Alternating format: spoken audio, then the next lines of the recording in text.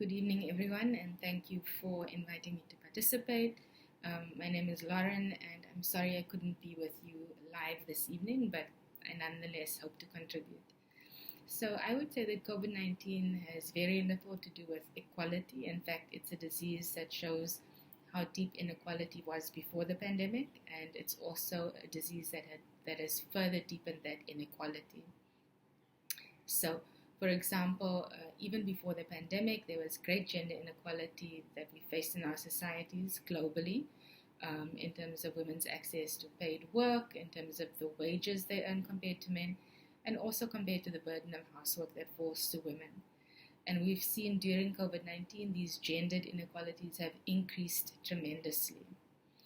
I think COVID has also shown that inequality leads to worse health outcomes in people that have less political power, less money, and lower social status.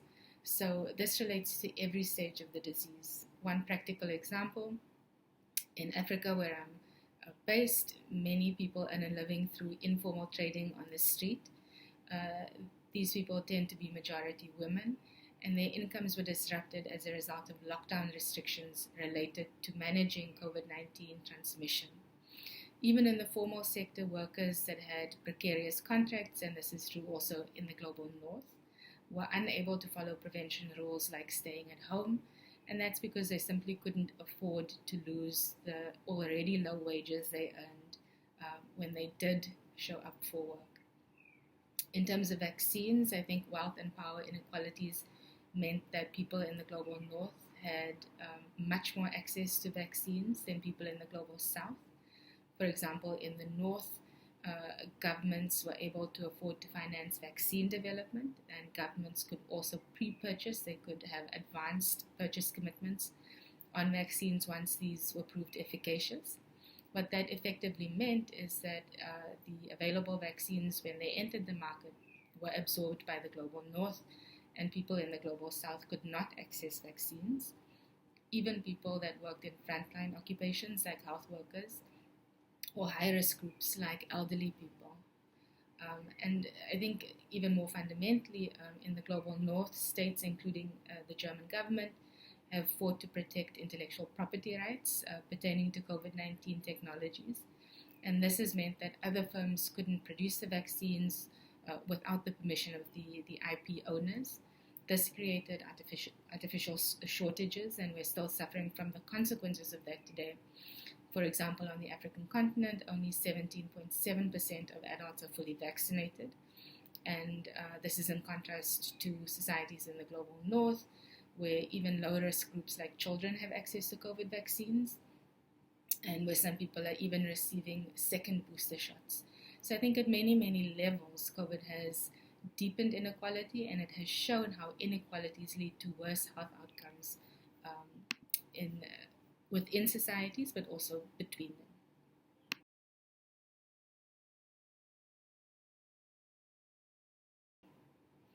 So when we talk about people that do not have COVID 19, I think we need to think about the fact that they couldn't access services like collecting medicine, life-saving emergency surgeries or treatments, so for example, cancer patients, or even antenatal care due to lockdown regulations. So even if these regulations ensured that people initially didn't see a big wave of COVID-19 infections, lockdown regulations did decrease access to the health system, and that meant that this lack of access to healthcare contributed to excess deaths, so excess mortality.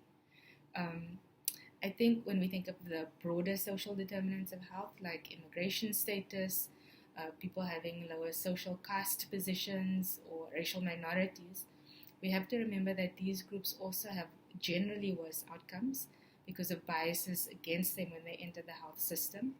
This is true before COVID 19, but I think also probably this experience would have shaped a reluctance to access healthcare facilities when someone felt that they might be positive with the COVID virus. And certainly it might have shaped the experience within the system once they had been admitted to the public health system. I think more fundamentally, public health systems in many places, but particularly in the global south, have been shaped by decades of austerity and privatization. And so what this has meant is, one, that there is an underinvestment in the public health sector. And it's also meant that in general, both in the private and the public sector, there's been an emphasis on commercialization of healthcare services, privatization of healthcare facilities. And I think these dynamics have impeded access to care. I think sometimes they're correlated with poorer quality of care. And I think definitely in the context of COVID-19, the limited availability of quality public health care due to austerity, commercialization, privatization meant that the health system was unable to deliver care during crisis moments. So, for example, these big waves of COVID-19 that we see emerging periodically, particularly in the period before vaccination becomes available.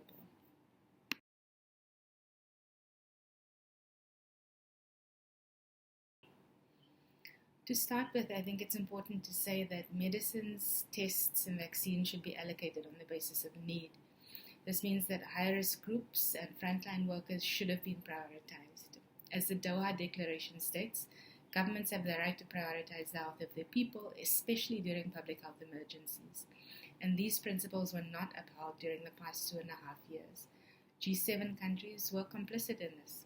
For example, COVID-19 tests, medicines, and vaccines couldn't be distributed according to need because they're treated as commodities. And this meant that the rich countries could pre-purchase these products simply because they had money.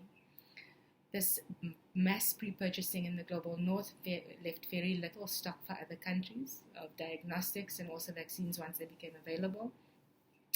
Even though these other countries were also affected by the pandemic quite severely. For example, when vaccines first became available on the market, Canada purchased nearly 5 times the quantity of vaccines it needed to vaccinate its adult population fully. And so this meant that governments had no chance to purchase even small quantities of vaccines, governments in the global south that is, for example, even for health workers or elderly people in their country. And that's simply because all of the available stock had already been spoken for. G7 countries should instead have supported a global system of purchasing and allocation based on medical need, and should also have supported technology transfer arrangements, including waiving all intellectual property rights on COVID-19 tests, diagnostics, and therapeutics.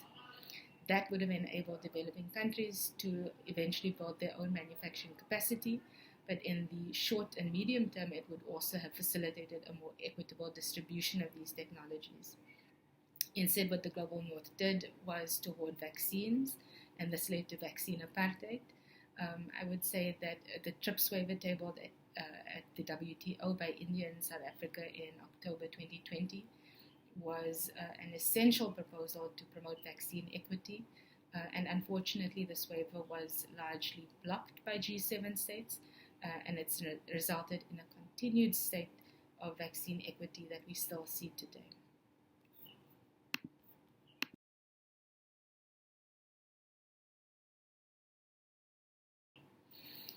So the text that was accepted at MC12 at the end of the ministerial conference, it's important to think about it as a text that clarifies existing TRIPS flexibilities.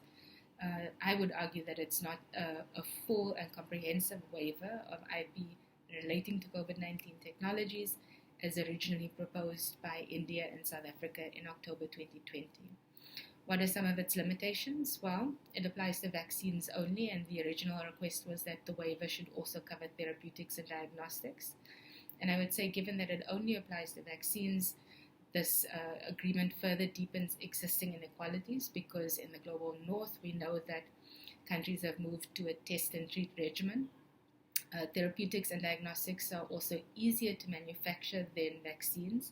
So not only does this text prevent global south countries from moving to a test and treat strategy, but it also impedes their ability to locally manufacture products that are relatively easier to manufacture than COVID-19 vaccines.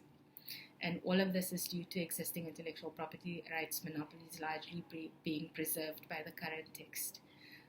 Another limitation is that the text only covers one form of intellectual property, meaning patents, and so this limits technology transfer, because other forms of intellectual property protections like know-how or trade secrets are needed to enable manufacturers in other parts of the world um, to manufacture COVID-19 vaccines of their own. And so these other forms of IP, given that they're still privatized and still applicable, still constitute significant obstacles to local vaccine manufacturing capability in the global south. I also think it's important to note that the text makes allowance for countries to export vaccines produced under compulsory licensing. So it's an improvement to the extent that countries can export 100% of these goods and not only 49% as previously indicated. However, many countries in the world have made purchasing agreements with companies in the global north, and so this means that there's a lack of potential buyers for vaccine manufacturers in the global south that do use the compulsory licensing arrangements that have been authorized by the text. In addition, the agreement only lasts for 5 years. That's the initial agreement. And so another complication is that it gives countries in the global south a limited amount of time to set up production facilities that are sustainable and feasible and to create a market for selling the vaccines they produce within that 5-year term that the agreement agrees to. So tech transfer, I think, is still impeded, particularly because of the non-patent IP barriers that are preserved. And then I think a final thing to think about is that the text asks for developing countries with existing manufacturing capability.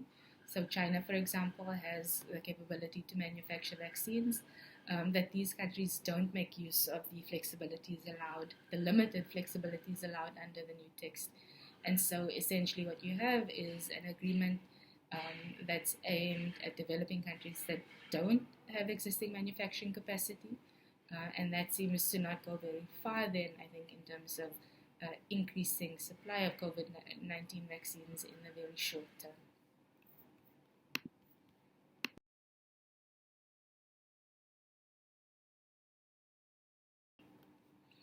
Where do we stand today? I think we have to keep mobilizing and pressuring our governments to use all the resources at their disposal, including existing TRIPS flexibilities, as limited as these may be, to facilitate vaccine equity, treatment equity, diagnostic equity.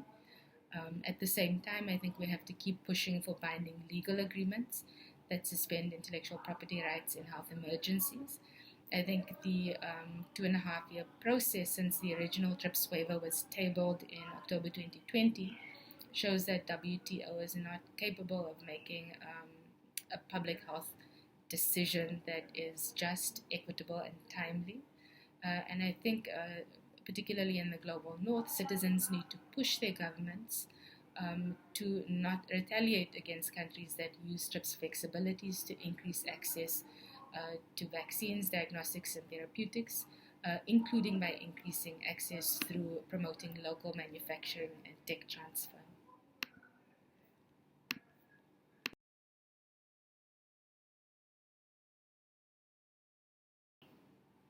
Most G7 states have ratified the International Covenant on Economic, Social, and Cultural Rights, and as such, they have a legal obligation to promote the right to health, but also other socioeconomic rights, including the right to share in the benefits of scientific progress.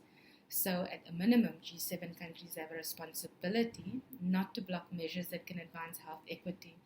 For example, that would have included the measures to suspend IP applying to COVID-19 technologies that were originally tabled as part of the TRIPS waiver. I think in terms of global health governance, one of the biggest injustices that we've seen in the past few years is the increased influence of for-profit corporations and charitable foundations in supporting the budgets of multilateral institutions. This includes the World Health Organization, and through that they've influenced the agendas and practices of these institutions. And I think sometimes this comes at the expense of national governments, because as a result their influence is sometimes reduced to being just another stakeholder at the decision-making table. So despite being representatives elected quite often by their people, they're reduced to an equivalent partner in these multi-stakeholder processes.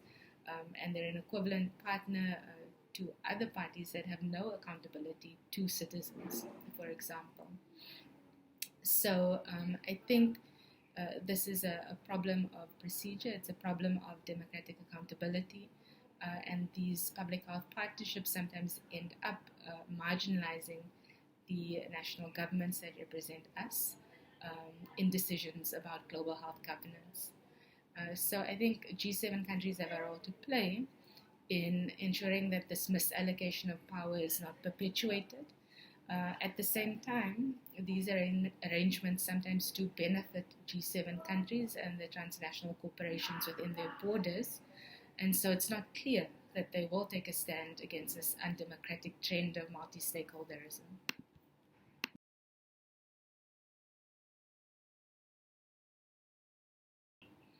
In terms of funding for health, G7 states make up some of the largest voters in international financial institutions like the World Bank and the IMF. Within these institutions, major shareholders unfortunately have a history of supporting austerity policies. I think COVID-19 has shown just how disastrous these policies are, and they should not be foisted on developing states still dealing with the socioeconomic fallout of COVID. In addition, new financing mechanisms aimed at ensuring better responses to health emergencies shouldn't replace investments in public health systems. For example, a new financial intermediary fund for pandemic prevention, preparedness, and response is being launched by the World Bank. Donations to this fund should not come at the expense of investment in strengthening public health systems so that they're functional at all times. I think resilience during a pandemic is not enough. And it's a logical impossibility if the health system is dysfunctional during normal times, and that dysfunction has historically been attributed to a large extent by austerity policies.